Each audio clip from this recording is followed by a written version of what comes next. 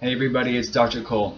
An article of mine was published on mindbodygreen.com entitled, "If Cholesterol Doesn't Cause Heart Disease, How Do You Prevent It?" I'll leave the link to the article in the description box below this video, as well as posting it on my website, drwillcole.com. But I wanted to go over the main points of the article. How do we prevent heart disease, since my previous article on mindbodygreen.com went over the scientific literature and how total cholesterol is not a good predictor for heart disease, and how looking at just LDL alone is a real poor predictor of heart disease and stroke. So you can again look on drwillcole.com for that article. But how do we prevent heart disease for the people that do have it? 3 basic changes that everybody needs to do if they have heart disease, or if they don't, if they just want to not even go down that road of getting this chronic disease. You're going to want to increase your good fats. That's right. A lot of people think, okay, I have to have a low-fat diet to be healthy. That's the worst thing you could do.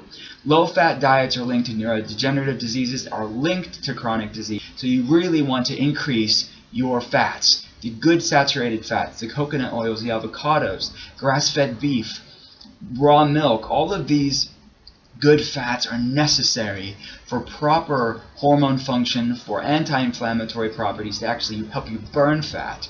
But a lot of people are so fat phobic that they're eating these high carbohydrate diets and low fat diets, but these are actually what is fueling chronic disease in the West.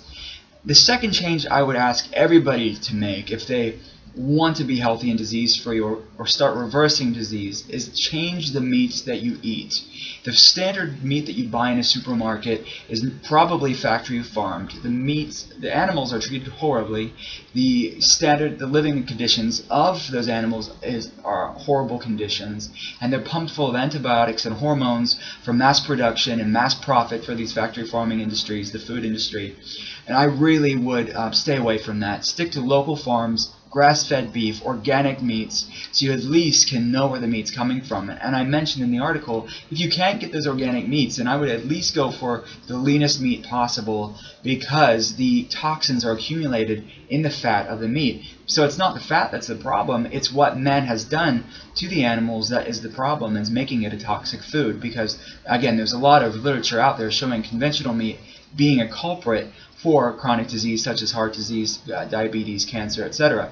So you really want to look at the meat that you're eating. But if you get clean forms of fat, clean forms of meat, this can be a very healing tool for your body.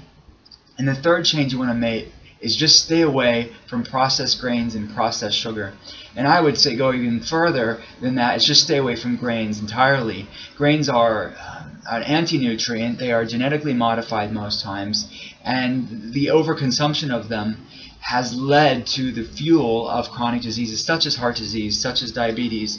So you really want to just stay away from them entirely. So those 3 changes, if you do nothing else, just make those 3 changes, it's going to make a world of impact in your life and in your health. And if you want more information about these topics and other topics about your health, check out drwillcole.com.